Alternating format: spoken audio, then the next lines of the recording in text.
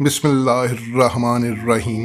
इब्तदा है रब्बुल जलाल वल इकराम के बाबरकत नाम से जो बड़ा मेहरबान और निहायत रहम करने वाला है। हजरत मालिक बिन दिनार रहमतुल्लाह अलैह। आप हसन बसरी के हम असर हैं।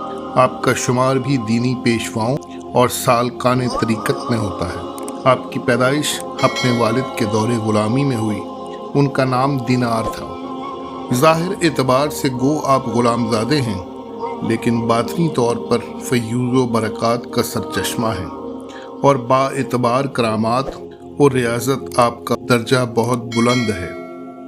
एक मर्तबा आप कश्ती में सफ़र कर रहे थे और मंझधार में जाकर जब मल्लाह ने किराया तलब किया तो फरमाया, मेरे पास देने को तो कुछ भी नहीं है।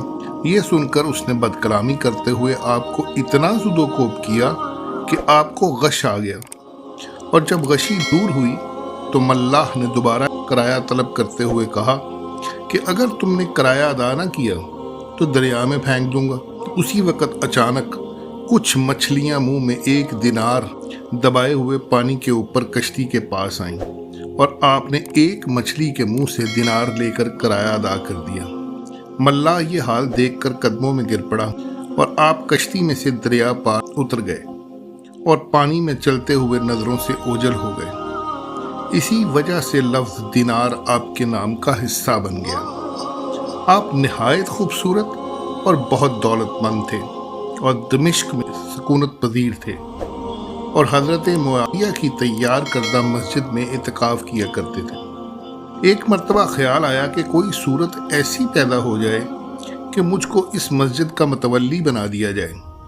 चुनांचे आपने इत्काफ़ और इतनी कसरत से नमाज़ें पढ़ी कि हर शख्स आपको हमा वक्त नमाज में मशगूल देखता, लेकिन किसी ने भी आपकी तरफ तवज्जो नहीं की।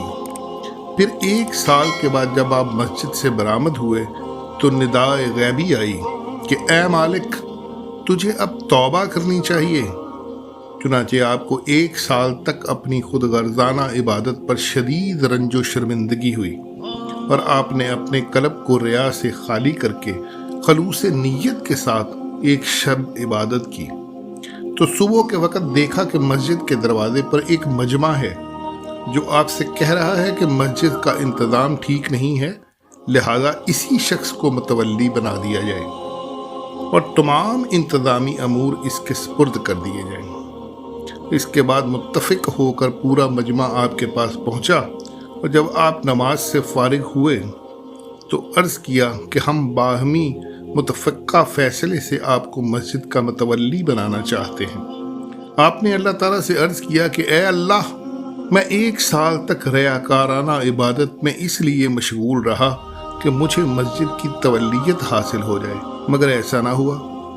अब जबकि मैं सदके दिल से तेरी इबादत में मशगूल हुआ हूँ तो तेरे हुक्म से तमाम लोग मुझे मुतवल्ली बनाने आ गए और मेरे ऊपर ये बार डालना चाहते हैं, लेकिन मैं तेरी अज़मत की कसम खाता हूँ कि मैं ना तो अब तवल्लियत कबूल करूँगा और ना ही मस्जिद से बाहर निकलूँगा।